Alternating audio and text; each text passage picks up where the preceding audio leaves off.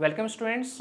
M by make it easy civil में सभी students का बहुत बहुत स्वागत है। देखें, आज हम एक बहुत important notice regarding the BPSC AE में जो पोस्ट आई हैं उसके बारे में बताने वाले हैं। तो जैसे ही आप मींस कि बिहार पब्लिक सर्विस कमीशन की साइट में जाएंगे bpsc.bis.nis.in, तो यहाँ पर आपको दिख जाएगा important notice advertisement and syllabus for the post of A. तो इसमें क्या एडवर्टाइजमेंट है अगर हम देखें तो ये एडवर्टाइजमेंट अगर आप देखें तो इसमें आपको नंबर ऑफ पोस्ट ये सब दिख जाएंगी, ठीक है ना। अगर हम बात करें तो बिहार लोक सेवा आयोग, यहाँ पर सहायक अभियंता की जो पोस्ट है असैनिक में वो टोटल 113 पोस्ट हैं। और अगर हम बात करें यांत्रिक यानी मैकेनिकल में लगभग आपकी 5 पोस्ट हैं। फिर यहाँ पर कैटेगरी वाइज आपको दे रखा है कि रिक्तियों की संख्या किस तरह से है, अनारक्षित, अनुसूचित जाति, अनुसूचित जनजाति, अत्यंत पिछड़ा वर्ग, आर्थिक रूप से कमजोर, ईडब्ल्यूएस, इन सभी के लिए यहाँ पर वैकेंसी की डिटेल यहाँ पर दी गई है। यहाँ पर अगर आप वेतनमान देखें तो लेवल 9 का है, ग्रेड पे 5400, ठीक है ना। शैक्षिक योग्यता यहाँ पर दे रखी है कि किसी भी भारतीय विश्वविद्यालय से सिविल अभियंत्रण या यांत्रिक अभियंत्रण में डिग्रीधारी हो, यानी कि जो ये असैनिक लिखा हुआ है यहाँ पर 113 पोस्ट सिविल की हैं और 5 पोस्ट टोटल आपकी मैकेनिकल की हैं, कैटेगरी वाइज इसमें आप देख सकते हैं। दूसरा चीज, विश्वविद्यालय मान्यता संविदा से मात्र नियमित रूप से संचालित तकनीक मान्य होगी, यानी कि अगर आपका रेगुलर डिग्री है तो तभी आपकी मान्य होगी, और अगर आपने मीन्स की कहीं से प्राइवेट से ऐसे कर रहा है तो वह मान्य नहीं होगा। ये बात यहाँ पर बोल रखी है, ठीक है ना। फिर यहाँ पर एज लिमिट दे रखी है। एज लिमिट आपकी है मिनिमम 21 ईयर है, और अगर हमारा जनरल कैटेगरी है तो उसके लिए 37 है। पिछड़ा वर्ग और अत्यंत पिछड़ा वर्ग, चाहे वो पुरुष हो महिला हो, और अगर अनारक्षित यानी अनरिजर्व्ड आपकी फीमेल हो तो उसके लिए 40 वर्ष दे रखा है। SC ST कैटेगरी के लिए यहाँ पर 42 वर्ष दे रखा है। और अगर आपके सेवानिवृत्ति की आयु 60 वर्ष निर्धारित यहाँ पर कर रखी है, ठीक है ना। जो भी आपकी एज होगी, सेवा निवृत्ति की आयु 60 वर्ष यहाँ पर निर्धारित है, ठीक है ना। अब यहाँ पर एज किस डेट से की जाएगी आपकी, 1/8/2024, ठीक है ना। तो जो एज में छूट है वो 1/8/2024 यानी 1 अगस्त तक आपकी होगी। फिर यहाँ पर हिंदी में सब चीज़ें लिखी हुई हैं कि किस तरीके से आपको मीन्स की जो भी प्रमाण पत्र है, मान लो कास्ट सर्टिफिकेट है तो किस तरह से लगाने हैं। फिर यहाँ पर चयन का आधार जो होगा आयोजित लिखित परीक्षा में प्राप्त एवं संविधा के आधार पर किए गए कार्य की अधिमानता की, यानी कि यहाँ पर 2 बेसिक्स पर आपका सिलेक्शन होने वाला है। एक तो आपका जो ऑब्जेक्टिव टाइप का क्वेश्चन पेपर आपका आयोग लेगा, और दूसरा आपका इसमें अगर आपका एक्सपीरियंस है, आपने संविधा में कहीं पर काम कर रखा है तो वहाँ पर भी आपका मीन्स की ये कुछ परसेंटेज मार्क्स आपके दिखे जाएंगे। तो यहाँ पर अगर हम बात करें तो 6 पेपर टोटल होंगे इसमें, जिसमें 4 पत्र अनिवार्य हैं, 2 पत्र ऐच्छिक होंगे, ठीक है ना। तो 4 तो ये आपने देने ही देने हैं, ठीक है। प्रथम 4 पत्र तथा सामान्य अंग्रेजी, सामान्य हिंदी, सामान्य अध्ययन, सामान्य अभियंत्रण होंगे। 2 ऐच्छिक पत्र वस्त्र होंगे जो सिविल अभियंत्रण क्या अलग अलग होंगे, ठीक है ना। तो अगर हम बात करें तो अनिवार्य है आपका अंग्रेजी में आपका 1 घंटे में 100 मार्क्स के 100 क्वेश्चन पूछे जाने वाले हैं। सामान्य हिंदी आपका 100 अंक का होने वाला है और एक क्वालिफाइंग है, यानी इसके मार्क्स आपके फाइनल में नहीं जुड़ने वाले हैं। तो फाइनल में कितने मार्क्स जुड़ेंगे आपके, देखें, इसका मतलब आपके लिए जो सामान्य अध्ययन है और सामान्य अभियंत्रण विज्ञान यानी जनरल जो इंजीनियरिंग साइंस है वो आपको 100 मार्क्स के काफ़ी इंपॉर्टेंट हो जाते हैं, यानी 200 मार्क्स। और ऐच्छिक पत्र सिविल के लिए पेपर 1 आपका 1 घंटे का 100 मार्क्स का, यहाँ पर आपका 1 घंटा अगेन आपका कितने का 100, तो 100 200, तो टोटल 400 मार्क्स यहाँ पर होने वाले हैं, ठीक है ना, जो आपके लास्ट में शामिल होंगे। पर साथ ही आपको देखें यहाँ पर एक चीज़ इंपॉर्टेंट लिखी हुई है कि आपको कार्मिक बिहार के संकल्प इतने के अनुसार लिखे में सामान्य के उम्मीदवार को 40% यानी 40% आपको लाने पड़ेंगे। पिछला वर्ग को 36.5 और अत्यंत पिछड़ा वर्ग को 34%, और अनुसूचित जनजाति और महिलाओं तथा दिव्यांग के को 32% लाने पड़ेंगे, ठीक है ना। और विस्तृत पाठ्यक्रम यानी सिलेबस भी इन्होंने इस www.bpsc.bis.nic.in में दे रखा है। अगर हम आज बात करें कि किस तरीके से मेरिट लिस्ट बनने वाली है, संविदा के आधार पर सहायक अभियंता के पद पर कार्य करने का अनुभव वाले अभ्यर्थी जो इस दोनों भर्ती की अवस्था पूरी करते हैं वो अतिरिक्त अंक देकर अधिमानता दी जाएगी, यानी कि जिनके पास एक्सपीरियंस है उनको एक्स्ट्रा मार्क्स दिए जाएंगे। कितने मार्क्स दिए जाएंगे देखें यहाँ पे, कार्य करने की नियमित प्रति वर्ष के लिए 5 अंक, यानी कि अगर आपका 1 साल का एक्सपीरियंस है तो आपको 5 अंक और मैक्सिमम 25 मार्क्स मिल सकते हैं आपको। अगर आपने 5 ईयर वर्क कर रखा है तो मैक्सिमम 25 मार्क्स आपको मिल सकते हैं, ठीक है। उसके बाद चाहे 10 करें 20 करें, किसी का 10 साल का भी एक्सपीरियंस हो तो तब भी 25 ही मार्क्स मिलेंगे, ठीक है। किसी वर्ष के अंश के लिए कार्यरत दिवसों की संख्या, अगर मान लो सपोज आपका 3 महीने 3 साल 6 महीने हुए हैं, तो उस हिसाब से फिर आपको मीन्स की एक परसेंटेज कैलकुलेट किया जाएगा कि कितने मार्क्स देने हैं। तो ये टोटल मार्क्स आपके 75% तो आपको वहाँ से मिलेगा, यानी जैसे 400 है, जैसे आपके 400 में से मान लो आपके 250 मार्क्स आ गए, तो आपको 250 इंटू 75 किया जाएगा जनरल कैटेगरी में। फिर 25% एक्स्ट्रा मार्क्स किसको दिया जाएगा, उन स्टूडेंट्स को दिया जाएगा जिनके पास एक्सपीरियंस है। यानी कि आपको पहले 400 का पेपर लेंगे वो, और 400 का पेपर लेके उसका 75% कर देंगे, और उस 75% में ऐड करेंगे 25% कौन सा, एक्सपीरियंस के हिसाब से। अब वो एक्सपीरियंस अगर हम बात करें जिसके पास होगा उसको तो आपके मिलेंगे, जिसके पास जो एक्सपीरियंस नहीं लगाएगा फॉर्म भरते वक्त तो उसको नहीं मिलेंगे। तो यहाँ पर एक्सपीरियंस वालों को डेफिनेटली यहाँ पर फ़ायदा दिया गया है। और किस तरीके से आपको किया जाएगा, तो परीक्षा में प्राप्त अंक बट्टे परीक्षा के कुल अंक इंटू 75 किया जाएगा, यानी कि मैंने बोला 300 बट्टे आपका 400, क्योंकि वैसे तो 6 पेपर हैं 600 पर 2 सिर्फ क्वालिफाइंग है, उसमें आप सिर्फ क्वालिफाई करेंगे तो आपको जुड़ेगा नहीं। तो आपके मान लो 300 मार्क्स आए बट्टे आपका 400 इंटू 75, इस तरीके से आपका दिया जाएगा, ठीक है ना। फिर उसके बाद आरक्षण के बारे में दिखा रहे हैं कि आपको जाति प्रमाण पत्र लगाना पड़ेगा, स्थायी निवास मूल निवास प्रमाण पत्र, खासकर जो बिहार के स्टूडेंट्स होंगे उनको ये फ़ायदा मिलेगा, अदर जनरल कैटेगरी में ही काउंट होंगे।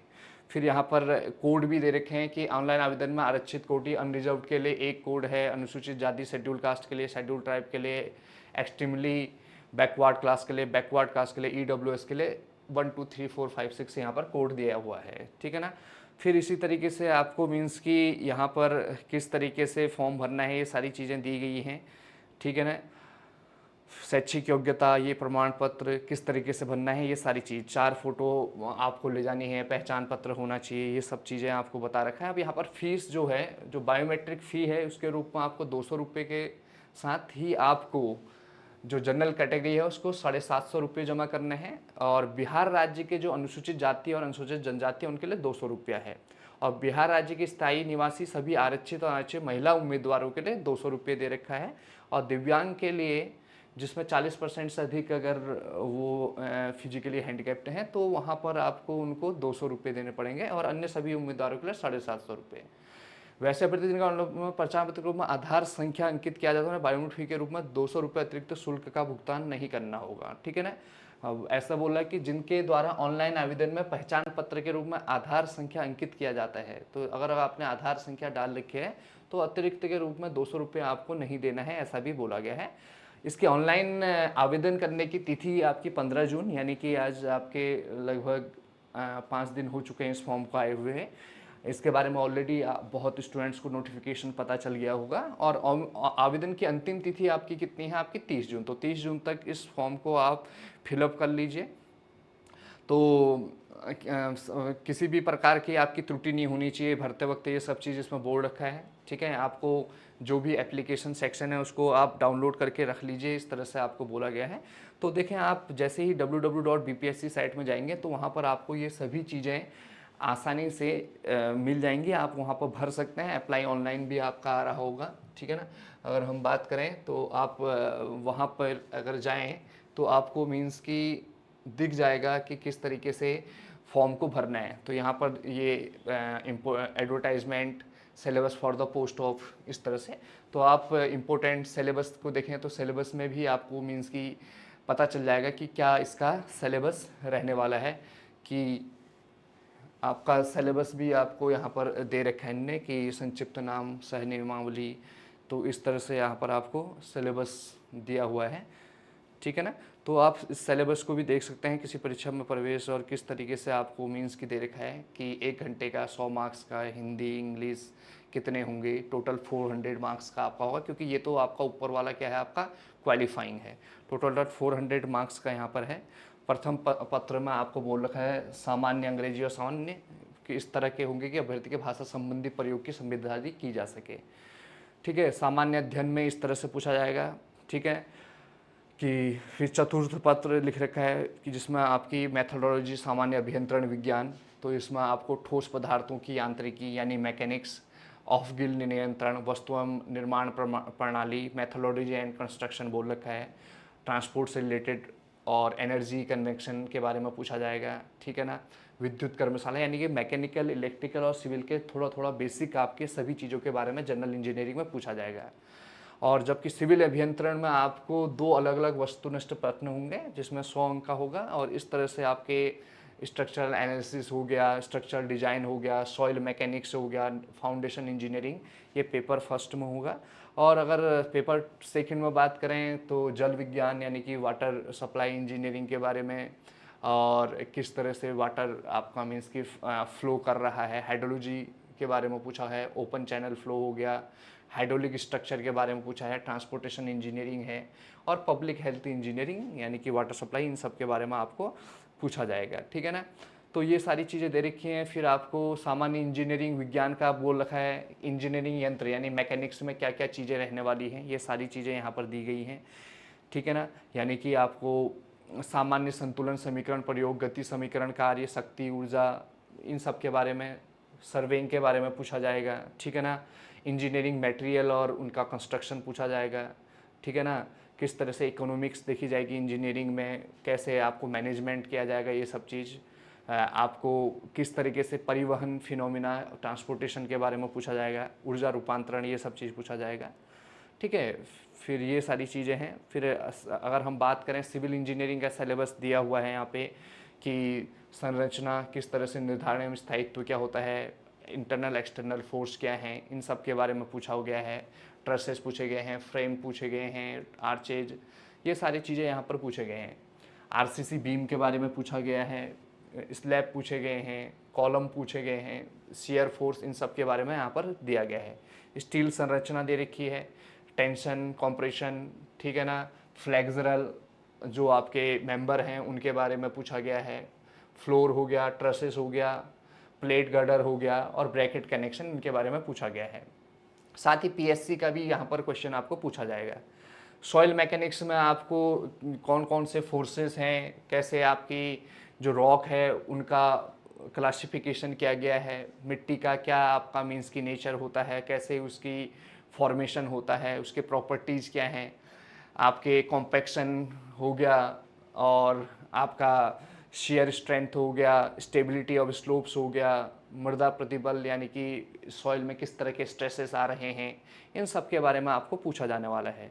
साथ ही हाइड्रोलॉजी में आपको मीन्स की किस तरह से हाइड्रोलॉजिकल साइकिल है, रन ऑफ कैसे निकालेंगे, ये सब चीज़, हाइड्रोग्राफ का यूज होगा। ठीक है ना, तो ये सारी चीज़ें आपको पूछी जाने वाली हैं। ऐसे ही आपको इरिगेशन इंजीनियरिंग का कि कैसे सिंचाई कार्य किया जाएगा, क्या आपके मीन्स की बाढ़ के कारण हो सकते हैं, ये सारी चीज़ें पूछी जाने वाली हैं।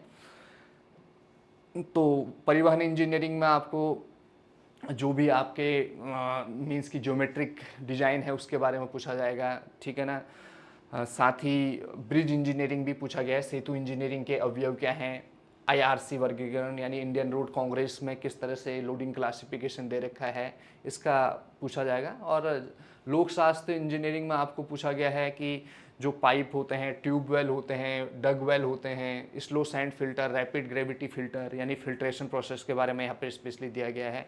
ठीक है ना, जलपूर्ति बांध निर्माण के ब्यौरे, जो भी आपके बांध हैं, डैम हैं, उसके बारे में थोड़ा पूछा जाने वाला है।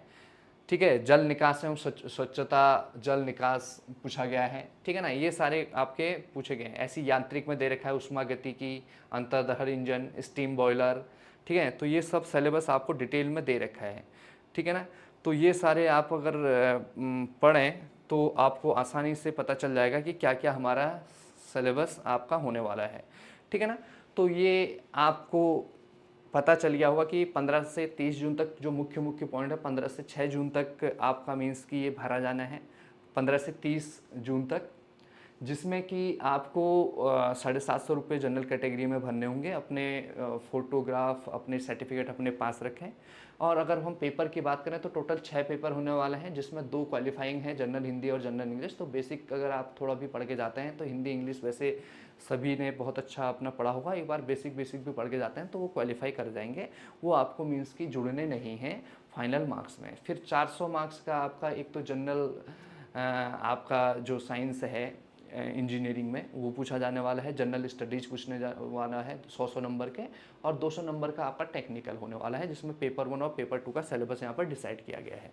फिर 400 मार्क्स आप जब आप का पेपर दे देते हैं तो आपकी जो फाइनल मेरिट बनेगी वो इस तरह से बनेगी कि अगर आपके पास एक्सपीरियंस है तो हर एक साल के लिए आपको 5 मार्क्स मिलेंगे। पर जिसके पास कोई एक्सपीरियंस नहीं है तो वो 400 का पहले क्या किया जाएगा, 75% किया जाएगा। जितने भी आपका मार्क्स आपने लिए उसका 75% किया जाएगा, यानी 300 अगर आपने मार्क्स प्राप्त किए हैं तो 300/400 इंटू 75। अगर आपने एक्सपीरियंस दे रखा है तो हर एक साल के लिए 5% वो आपको ऐड करके दे देंगे। बात करते हैं कि यहाँ पे जो टाइम लिमिट है कितना है आपके पास। देखो सिलेबस काफ़ी ज़्यादा है, क्योंकि सिविल इंजीनियरिंग का ही अगर आप सिलेबस देखें तो वास्ट है। फिर आपको जनरल इंजीनियरिंग भी पढ़नी है और जनरल स्टडीज़ भी, तो सिलेबस डेफिनेटली बहुत ज़्यादा है। तो बने रहें आप EM बाई MECDG, किस तरह से आपको ये जनरल इंजीनियरिंग के क्वेश्चंस को, जनरल स्टडीज़ और सिविल के पोर्शन को कंप्लीट कराना है, वो आप मीन्स की कमेंट बॉक्स में हमें बता सकते हैं। और क्या क्या आपकी कुछ क्वेरी हैं या आपको कुछ डाउट है इस नोटिफिकेशन से रिलेटेड तो बोल सकते हैं। So thank you students, thank you once again.